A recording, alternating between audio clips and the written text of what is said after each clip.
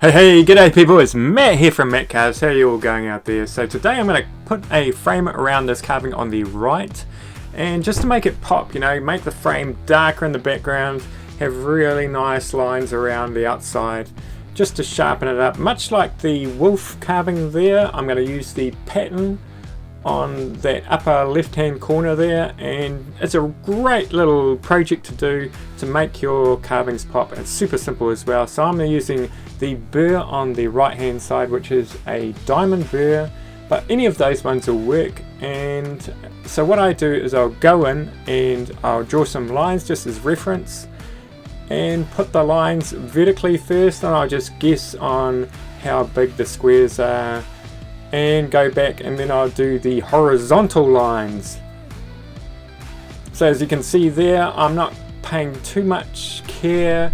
The lines are not sort of perfect or anything like that. You can see there with detail there, they're not exactly correct. There's probably more in one than the other, and some of them will more look like rectangles and squares, but you know, it's handmade and you've got to sort of like embrace that. Okay, so the whole thing probably took me about half an hour. It took me longer because I had to film it, but you can see here there's little fluffy bits sticking out. So what you want to do with those is you just want to get a bit of sandpaper and take those off. I think I used about a 240 grit for that one.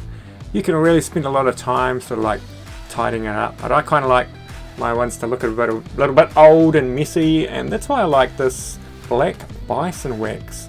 That's the colour of it's dark oak, so essentially it's like a wax with a pigment in it that dries, so it doesn't remain sort of like a wet wax, if you get what I mean.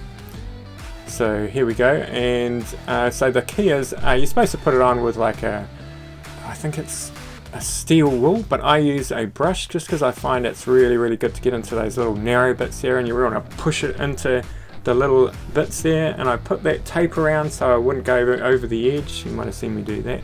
And I just wipe it off with a paper towel, and you can put on a couple of coats to make it a little bit darker if you want. But this is the final product, and I think it just looks awesome. Yeah, it's really made this carving pop. Yeah. So if you wanted to see how I did the carving in the middle, just check out this video here and I'll show you how I did that. Okay, see you later everybody.